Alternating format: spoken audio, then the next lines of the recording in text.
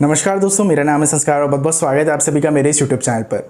दोस्तों, आज की इस वीडियो में हम लोग बात करने वाले हैं हमारे देश में आने वाले टॉप 10 अपकमिंग मेगा प्रोजेक्ट्स के बारे में। और मैंने कुछ ऐसे प्रोजेक्ट्स लिए हैं जो कि मोस्ट प्रोबेबली 2021 के अंदर कंप्लीट हो जाएंगे, और कुछ ऐसे प्रोजेक्ट हैं जो कि 2021 के अंदर तो कंप्लीट नहीं होंगे, लेकिन जब भी ये कंप्लीट होंगे हमारी इकोनॉमी के ऊपर काफ़ी ज़्यादा पॉजिटिव इंपैक्ट डालने वाले हैं। तो शुरुआत करते हैं आज की वीडियो की नंबर 10 के प्रोजेक्ट के साथ में, जो कि निकल कर आता है हमारे देश में डेवलप होने वाले वाटर एयरपोर्ट्स को लेकर। अब दोस्तों, नंबर 10 पर यहाँ पर इस प्रोजेक्ट को मैंने इसलिए लिया है क्योंकि इसका इम्पैक्ट जो है ये काफ़ी ज़्यादा अच्छी तरह से पड़ने वाला है, क्योंकि एक बार हमारे देश में ऐसे वाटरवेज बन जाते हैं तो उसकी मदद से हमारे यहाँ पर जो कनेक्टिविटी है ये काफ़ी ज़्यादा स्ट्रॉन्ग हो जाएगी। अब रिसेंटली अक्टूबर 2020 के अंदर हमारे प्रधानमंत्री नरेंद्र मोदी जी ने अहमदाबाद में साबरमती रिवर फ्रंट से लेकर स्टैच्यू ऑफ यूनिटी के पास में केवदिया है, इन दोनों की शहरों के बीच में या फिर इन दोनों ही जगहों के बीच में सी प्लेन की सर्विस जो है इसको शुरू किया था, जिसकी मदद से आप लोग स्टैच्यू ऑफ यूनिटी तक काफ़ी ज़्यादा आसानी से जा सकते हैं। अब होता यहाँ पर यह है कि इन दोनों ही जगह के बीच का जो डिस्टेंस है ये ऑलमोस्ट 200 किलोमीटर के आसपास का है। पहले ऑलमोस्ट 4 से 5 घंटे लगते थे इन दोनों ही जगहों के बीच में ट्रैवल करने में, लेकिन इस सी प्लेन की मदद से सिर्फ 45 मिनट के अंदर साबरमती रिवर फ्रंट से लेकर केवदिया तक जाया जा सकता है। और ये जो सर्विस है ये काफ़ी ज़्यादा सक्सेसफुल रही है, जिसकी वजह से अब हमारे देश में अलग अलग हिस्सों में ये जो वाटर एयरपोर्ट्स हैं इनको डेवलप करने का मोमेंटम बन गया है। अब दोस्तों, आने वाले टाइम में आप लोगों को काफ़ी सारे जो वाटर एयरपोर्ट्स हैं ये देखने के लिए मिलने वाले हैं। टोटल 10 वाटर एयरपोर्ट जो है ये हमारी एयरपोर्ट अथॉरिटी ऑफ इंडिया ने प्लान किए हैं। करेंटली अहमदाबाद में जो सरदार सरोवर डैम है और साथ ही साथ में जो साबरमती रिवर फ्रंट है, इन दोनों ही जगह पर ये वाटर एयरपोर्ट्स का डेवलपमेंट किया जा चुका है। आने वाले टाइम में ओडिशा में चिल्का लेक जो है और साथ ही साथ में अंडमान निकोबार आइलैंड में लॉन्ग आइलैंड, स्वराज आइलैंड और शहीद आइलैंड, इन तीनों ही जगह पर जो वाटर एयरपोर्ट इनका डेवलपमेंट किया जाएगा। अंडमान निकोबार में बनने वाले 3 वाटर एयरपोर्ट को 50 करोड़ रुपये की लागत से डेवलप किया जाएगा, और इन सभी एयरपोर्ट्स को airport authority of India develop करने वाली है। दोस्तों, नंबर 9 पर यहाँ पर जो प्रोजेक्ट निकल कर आता है वो आता है वर्ल्ड वन टावर, जिसको कि मुंबई के लोअर परेल इलाके में लोढ़ा ग्रुप के द्वारा बनाया गया है। अब इस प्रोजेक्ट के बारे में अगर हम लोग थोड़ा सा डिटेल में बात करें तो ये प्रोजेक्ट जो है ये हमारे देश का सबसे ऊंचा रेजिडेंशियल स्काईस्क्रैपर है। इसकी कुल ऊंचाई 935 फीट की है और इसमें 2 टावर हैं, यानी कि ट्विन टावर हैं। और इन ट्विन टावर के अगर हम लोग नाम की बात करें तो एक का नाम है वर्ल्ड वन टावर और एक का नाम है वर्ल्ड वन व्यू टावर।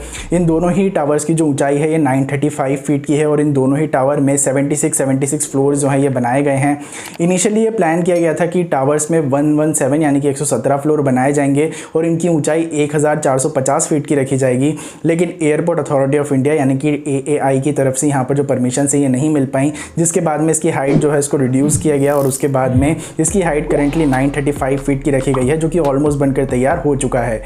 दुनिया के बारे में अगर हम लोग बात करें तो दुनिया की जो सबसे ऊंची यहाँ पर बिल्डिंग बनाई गई है वो बनाई गई है न्यूयॉर्क के अंदर। उसका नाम है सेंट्रल पार्क टावर। वो 131 स्टोरी की है और उसकी जो हाइट है वो 1549 फीट की है। इस पर्टिकुलर वर्ल्ड वन टावर के बारे में अगर हम लोग बात करें तो इसको 17.5 एकड़ के लैंड के ऊपर डेवलप किया गया है और इसको बनाने में 2350 करोड़ रुपए की लागत आई है। दोस्तों, नंबर 8 पर यहाँ पर जो प्रोजेक्ट निकल कर आता है ये आता है 4 धाम हाईवे प्रोजेक्ट, जो कि हमारे 4 धाम जो है यानी कि केदारनाथ, बद्रीनाथ और गंगोत्री और यमुनोत्री, इन चारों को ही कनेक्ट करने वाला है। इसकी कुल लंबाई 889 किलोमीटर की है। प्रोग्रेस के बारे में अगर हम लोग बात करें तो लास्ट ईयर तक यहाँ पर जो रोड की वाइडनिंग का काम है ये पूरी तरह से कर लिया गया था। अब इस साल यहाँ पर नई रोड्स का कंस्ट्रक्शन करना, टनल्स वगैरह बनाना और बाकी अदर्स जो काम है ये पूरी तरह से कंप्लीट किए जाने हैं।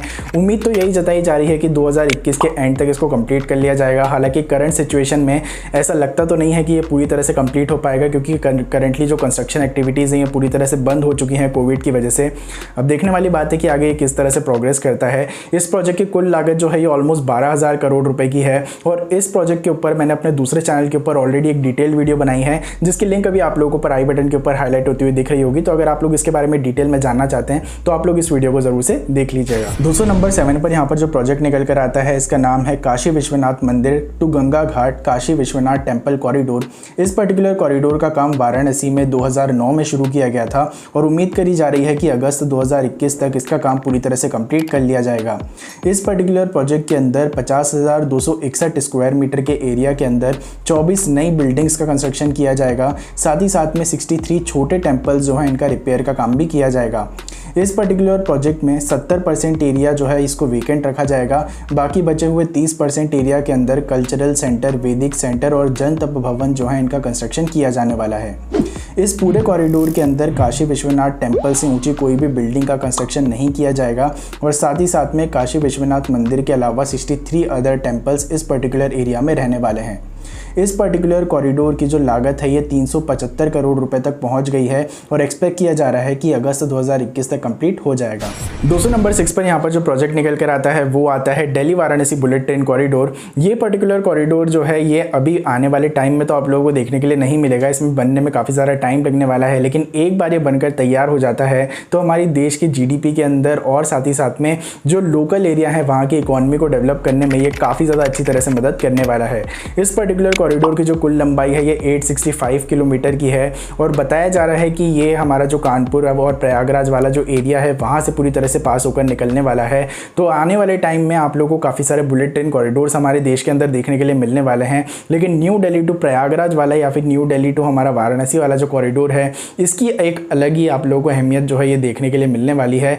इसके ऊपर मैं ऑलरेडी एक डिटेल वीडियो बना चुका हूँ अपने इसी चैनल के ऊपर, तो वो वीडियो अगर आप लोगों ने नहीं देखी और अगर आप लोग इस प्रोजेक्ट के बारे में डिटेल में जानना चाहते हैं तो अभी आई बटन के ऊपर आप लोगों को वीडियो दिख रही होगी हाईलाइट होते हुए, उसके ऊपर क्लिक कर आप लोग इस वीडियो को देख सकते हैं। दोस्तों नंबर 5 पर यहाँ पर जो प्रोजेक्ट निकल कर आता है वो आता है हमारा मुंबई से लेकर अहमदाबाद के बीच में बन रहा बुलेट ट्रेन कॉरिडोर। अब ये पर्टिकुलर कॉरिडोर जो है ये काफ़ी अच्छी तरह से प्रोग्रेस कर रहा है। हालांकि महाराष्ट्र के अंदर काफ़ी सारी डिफिकल्टीज आ रही हैं, लेकिन उसके बावजूद भी गुजरात के अंदर इसकी कंस्ट्रक्शन एक्टिविटीज़ जो है इनको ऑलरेडी शुरू कर दिया गया है। ऑलमोस्ट 25,000 करोड़ रुपए के टेंडर जो है ये L&T को अलॉट कर दिए गए हैं और साथ ही साथ में कंस्ट्रक्शन एक्टिविटीज़ की कुछ पिक्चर्स अभी आप लोग अपनी स्क्रीन के ऊपर भी देख सकते हैं। इसी के साथ में अगर हम लोग बात करें तो 237 किलोमीटर के एरिया में यहाँ पर काम शुरू किया गया है, यानी कि वापी से लेकर वडोदरा के बीच में, और साथ ही साथ में यहाँ पर साबरमती रेलवे स्टेशन का काम जो है और साथ ही साथ में हमारा अहमदाबाद से लेकर बड़ौदा वाला जो सेक्शन है काफ़ी जगह यहाँ पर जो कंस्ट्रक्शन एक्टिविटीज़ हैं ये शुरू हो चुकी हैं। अब बस बात यहाँ पर यही निकल कर आ रही है कि महाराष्ट्र के अंदर जल्द से जल्द लैंड एक्विजिशन पूरी तरह से कंप्लीट हो जाता है तो वहाँ पर भी हम लोग कंस्ट्रक्शन एक्टिविटीज़ देखने के लिए मिलती रहेंगी। पर्टिकुलरली अगर मैं इस प्रोजेक्ट के बारे में बात करूँ तो मैं एवरी मंथ अपने इस चैनल के ऊपर आप लोगों को यहाँ पर अपडेट्स जो है ये देते रहता हूँ। तो अगर आप लोग चैनल पर पहली बार आए हैं और अगर आप लोग मुंबई से लेकर अहमदाबाद वाले प्रोजेक्ट में इंटरेस्टेड हैं तो आप लोग चैनल को सब्सक्राइब जरूर से कर लीजिएगा, ताकि आने वाले टाइम में मैं जब भी इसके बारे में अपडेट वीडियो बनाऊँ तो आप लोगों को सभी तरह की इन्फॉर्मेशन मिल जाए। नंबर 4 पर यहाँ पर जो प्रोजेक्ट निकल कर आता है ये आता है मुंबई ट्रांस हार्बर लिंक। ये पर्टिकुलर प्रोजेक्ट जो है इसको मुंबई से नवी मुंबई को कनेक्ट करने के लिए बनाया जा रहा है। करंटली मुंबई से लेकर नवी मुंबई आने जाने में ऑलमोस्ट 1 से 1.5 घंटे का टाइम लगता है और अगर ट्रैफिक होती है और भी ज़्यादा वर्स्ट हो जाता है। लेकिन एक बार ये मुंबई ट्रांस हार्बर लिंक बनकर तैयार हो जाता है तो उसके बाद में सिर्फ 20 से 25 मिनट का टाइम आप लोगों को लगेगा एक जगह से दूसरी जगह आने जाने में। इस ब्रिज की जो कुल लंबाई है ये 22 किलोमीटर की है, जिसमें से 16.5 किलोमीटर का एरिया जो है या फिर जो लंबाई है ये पूरी तरह से समुद्र के ऊपर बनाया गया है और 5.5 किलोमीटर का जो एरिया है ये ज़मीन के ऊपर बनाया गया है। इस पर्टिकुलर प्रोजेक्ट को बनाने के लिए 2200 पिलर्स जो हैं इनको लगाया गया है और साथ ही साथ में 10 करोड़ रुपए की एक रिवर सर्कुलेटिंग मशीन आती है, इसका भी इंस्टॉलेशन किया गया है।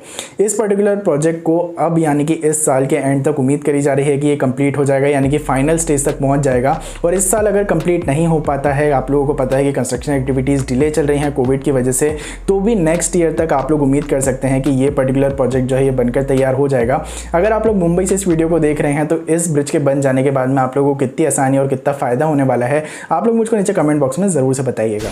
दोस्तों नंबर 3 पर यहाँ पर जो प्रोजेक्ट निकल कर आता है वो आता है शिवाजी मेमोरियल प्रोजेक्ट, जिसको कि मुंबई में बनाया जा रहा है एकदम समुद्र के बीच में। ऑलमोस्ट 15 एकड़ के लैंड के ऊपर इसका कंस्ट्रक्शन किया जा रहा है और यहाँ पर जो शिवाजी की प्रतिमा स्थापित करी जाएगी उसकी कुल जो ऊंचाई रहने वाली है ये 696 फीट की रहने वाली है। इसको यहाँ पर जो गिरगांव चौपाटी है उससे जस्ट एकदम एडजेसेंट यानी कि एकदम सामने बनाया जा रहा है, ऑलमोस्ट 1.5 किलोमीटर के डिस्टेंस के ऊपर। और मुंबई ट्रांस हार्बर लिंक जो है वो इस पर्टिकुलर प्रोजेक्ट का ही एक तरह से आप लोग हिस्सा जो है ये बोल सकते हैं। इसका काम कुछ टाइम पहले तक काफ़ी ज़्यादा अच्छी तरह से चल रहा था, ऑलमोस्ट 1900 करोड़ रुपए का प्रोजेक्ट है। लेकिन हुआ कुछ ऐसा कि मॉनसून में यहाँ पर आने जाने को लेकर काफ़ी ज़्यादा परेशानी होने वाली थी। इसको लेकर काफ़ी सारे लोगों ने पिटीशन जो है ये दायर किया हाई कोर्ट के अंदर, जिसके बाद में हाई कोर्ट ने इसका काम जो है ये करंटली बंद कर दिया है। अब हुआ कुछ ऐसा कि यहाँ पर एक वर्कर जो है ये मतलब आप बोल सकते हैं कि एक तरफ से दूसरी तरफ जा रहा था तो उसकी जो बोट है वो पलट गई थी और फिर समुद्र में उसकी डूब के मौत हो गई। जिसके बाद में लोग जो हैं उनने बोला कि यार अगर ऐसा किसी के साथ में हो सकता है तो ये दूसरे लोगों के साथ में भी हो सकता है, तो काफ़ी ज़्यादा अनसेफ है। तो करंटली यहाँ पर महाराष्ट्र की गवर्नमेंट जो है ये प्लान कर रही है कि एक अंडर सी टनल जो है कुछ उस तरह का यहाँ पर कंस्ट्रक्शन किया जा सके, ताकि यहाँ पर जो लोग हैं वो एक जगह से दूसरी जगह यानी कि एक एंड से दूसरे एंड पर आ जा सकें।